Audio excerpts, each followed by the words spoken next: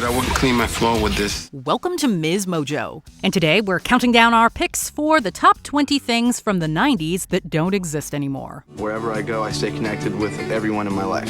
It's really easy to stay in touch. For this list, we're looking at staples from the decade that either no longer exist or are significantly rarer than they used to be. If there's a nostalgic 90s relic we forgot, remind us in the comments, dude.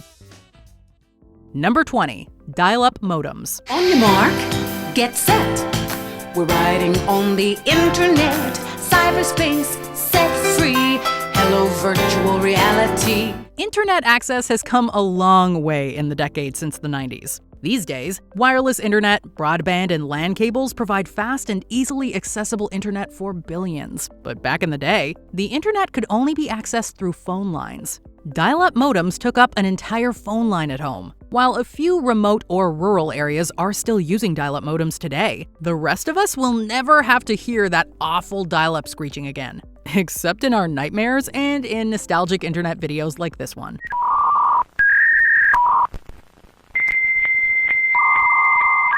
Number 19. Butterfinger BBs. There are plenty of discontinued candy products from the 90s. One of the most beloved are Butterfinger BBs. These bite-sized balls of Butterfingers were easy to pop in your mouth and still maintained the full-sized candy bar's unique texture and peanut buttery flavor. Plus, they were advertised by Bart Simpson. Yeah? Well, Bardo says eat my shorts. Unfortunately, despite the campaign slogan warning that nobody better lay a finger on our Butterfinger, the BBs were discontinued in 2006. Nobody better lay a finger on my Butterfinger. Although no official explanation has been released, some have theorized that the BB's chocolate coating, which melted easily, may have been responsible. While a similar, smaller Butterfinger version was released called Butterfinger Bites, they never attained the same popularity. Ay caramba. See you later, homeboy. Number 18. Encarta Encyclopedia. You are a learner, questioning the world before you. New Encarta World Atlas from Microsoft. During the 90s, the internet was not the trusted source of information it is, well, can be today. Online encyclopedias were still in their infancy. Before the rise of Wikipedia, there was another computer-based encyclopedia called Encarta. Launched in 1993 and originally packaged in DVD form, this annually updated program contained thousands of informative articles on a wide variety of topics. Not only did Encarta include text, there were also videos, pictures, and even trivia games. Over 900 exciting enhancements to articles that feature guest essays, historical documents, magazine and newspaper stories from the people who were there. However, naturally, the rise of online encyclopedias ultimately led to Encarta's downfall, and Microsoft ceased its publishing in 2009. Number 17. MiniDisc Players. During the 90s, audio formats were still very much a competition. One often forgotten contender is the MiniDisc. Published by Sony, these miniature discs were envisioned as the next big thing to replace cassette tapes.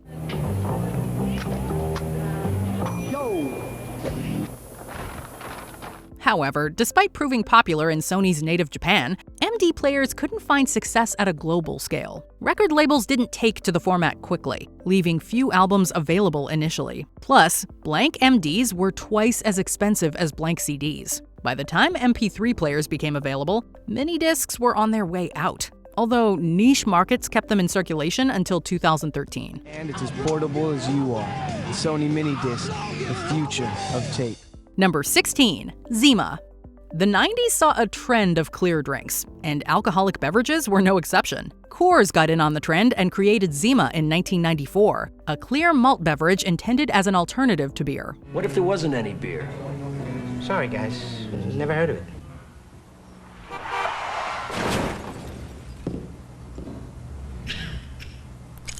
Oh, Zima. Zima's good. Zima.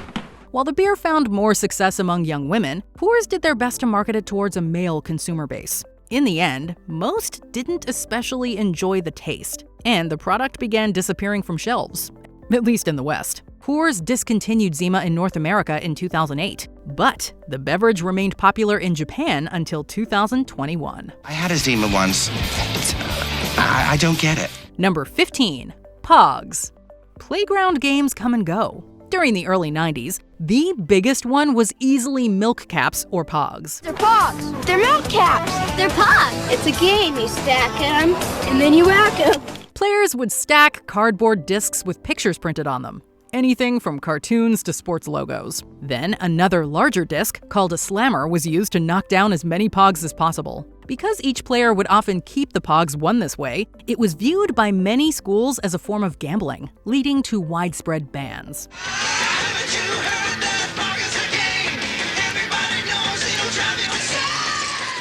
When kids can't play something at school, it tends to kill the popularity pretty quickly. While they're technically still around and there are variants on the game worldwide, Pog's popularity is far from what it used to be. Number 14, CRT computer monitors. Before and during the 90s, most screens were created using CRT, or cathode ray tube technology. Naturally, computer screens were no exception. These big, bulky monitors sat on our desks and are how many of us first experienced computing. But the last few decades have seen the rise of LCD, OLED, and plasma monitors, which are cheaper and generally have larger screens than CRT monitors. Some people, particularly computer gamers, still prefer CRTs because they don't have as much input lag and can display images in multiple resolutions more easily. In general, though, these guys have been mostly phased out. Number 13, gaming magazines. Video games were still considered a niche industry in the 90s, so they weren't mainstream enough to be covered extensively on TV or the still newfangled internet. It was all about running out to the mailbox to find that new issue of that video game magazine. Enter gaming magazines. If you were a 90s gamer, chances are you were subscribed to one or more gaming magazines. Electronic Gaming Monthly, Nintendo Power, Computer Gaming World, Tips and Tricks. These publications gave gamers detailed articles on upcoming games, walkthroughs, cheat codes, and reviews. Plus, they had a surprising level of reader interaction for major publications. Tragically, most gaming magazines ceased publication as the rise of internet journalism made the old monthly issue model obsolete. Why wait to read about it in a magazine when it's already online? Number 12, floppy disks.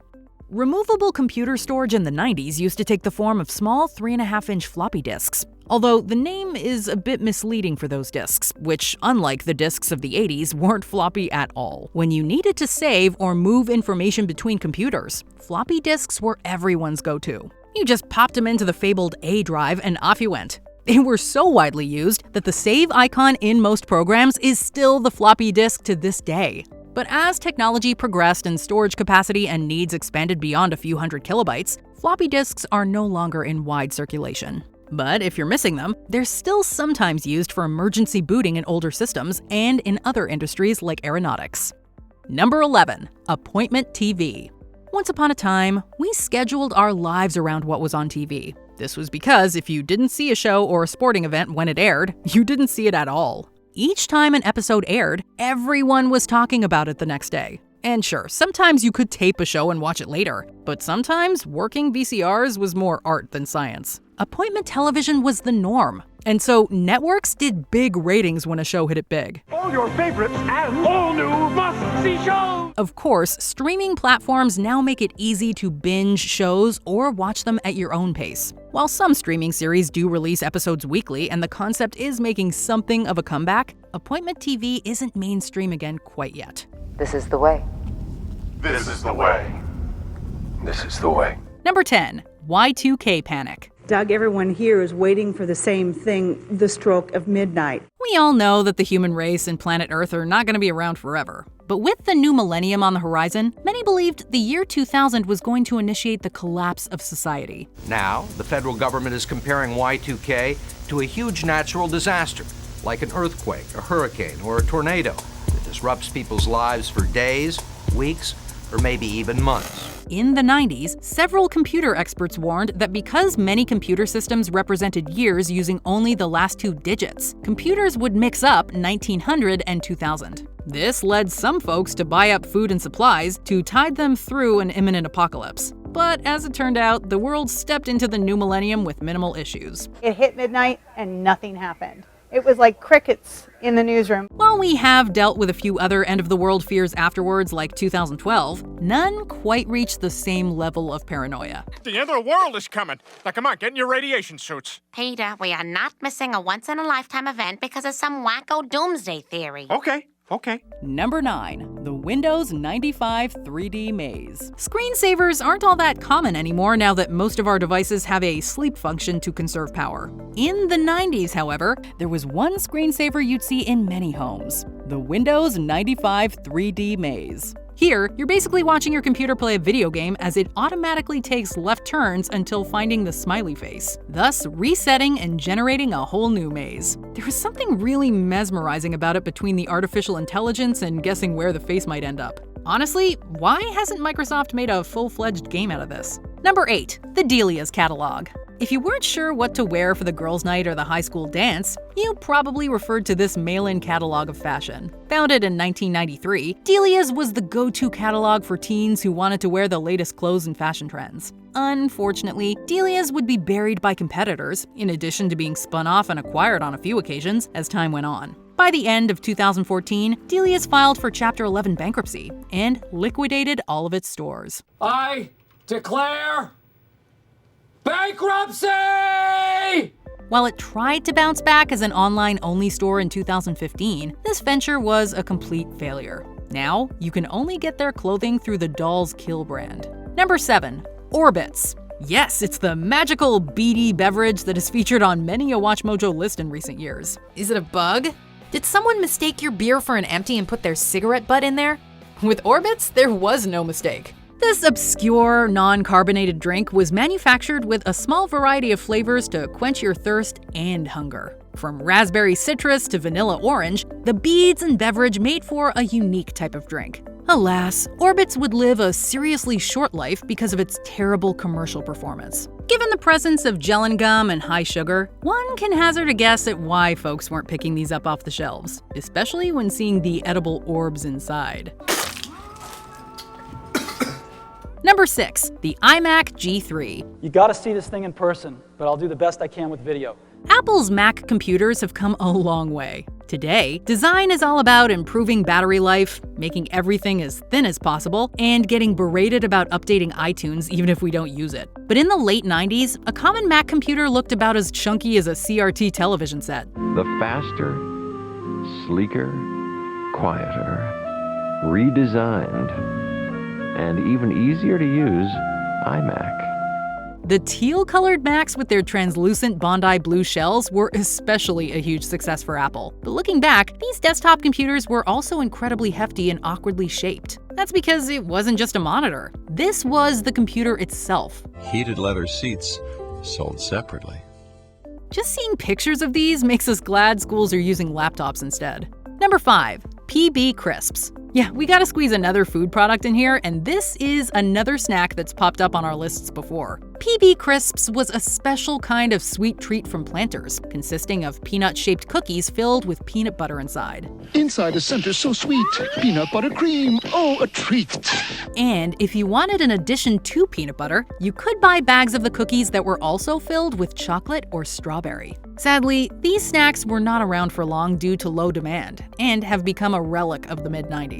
To this day, there is still a group of dedicated fans clamoring for the product's return, even going as far as to make a website dedicated to the cause. Number 4. AIM, also known as AOL Instant Messenger. Just fire up that machine and off you go. You got mail! It's been a hot minute since we heard anything remotely relevant to AOL. While AOL currently exists and was acquired by Verizon in 2015, AIM ceased operations in December 2017. AOL's announcement said simply, goodbye. We're shocked too. This service was introduced way back in 1997 and became the leading messaging service in North America for roughly a decade. Wherever I go, I stay connected with everyone in my life. It's really easy to stay in touch. But as tech giants like Google and Facebook started taking over, AIM lost all purpose. I remain confused, empty. What am I evolving into? What is my purpose? I must know. Tell me! The two companies had better services and better security. Slowly but surely, AIM would begin shutting down features one by one, starting in 2007, before disappearing completely a decade later. Having failed to keep up with ever-evolving technology, we're forced to say TTFN to the iconic service and a simpler time. We can only hope will BRB. TTYL. Number 3. Netscape Navigator. She was 18 years old. Doesn't even know what Netscape is.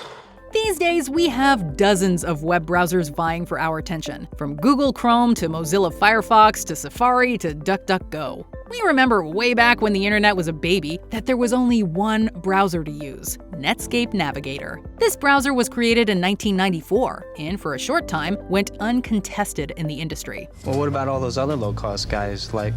Don't you want an ISP that's fast, safer, reliable, and more secure? What happened to cause such decline? Well, Internet Explorer happened. Then Chrome, Firefox, Safari, all of them. Netscape would receive its final update in 2007 before ceasing support and development the year after. Everything has to change faster, obviously. You know, look at Netscape. It was born and died.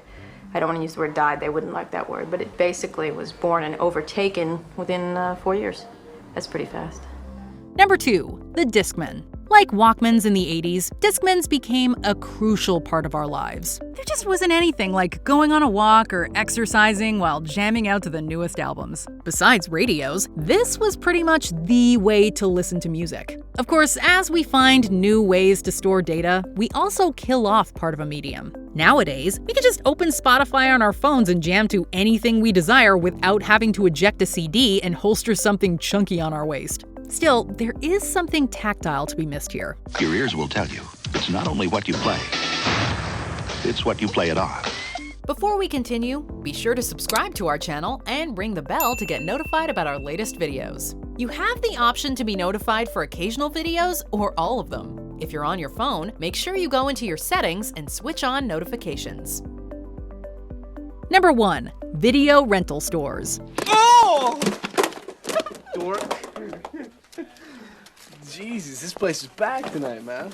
Those who grew up in the 80s, 90s, or 2000s fondly look back on video rental stores. While the very first such stores opened in the late 70s, it was in the 90s that bigger brands like Hollywood Video and Blockbuster boomed in demand. For some families, weekly trips to these stores would become a tradition as new movies made their way to the shelves and movie buffs sought out hidden gems. Wow! Wow! Wow! What a difference! Blockbuster Video! This industry would decline, however, as Netflix and streaming services became more and more prominent. Hollywood Video would go defunct in 2010, while Blockbuster enjoys a few thousand customers through its last and only store, located in Bend, Oregon. When you see them all next to each other, it's kind of makes it easier, but with on Netflix, you only see the title, and that's all, but you have to scroll through it, and it takes a while to get through all of the movies. Do you agree with our picks? Check out this other recent clip from Ms. Mojo. And be sure to subscribe and ring the bell to be notified about our latest videos.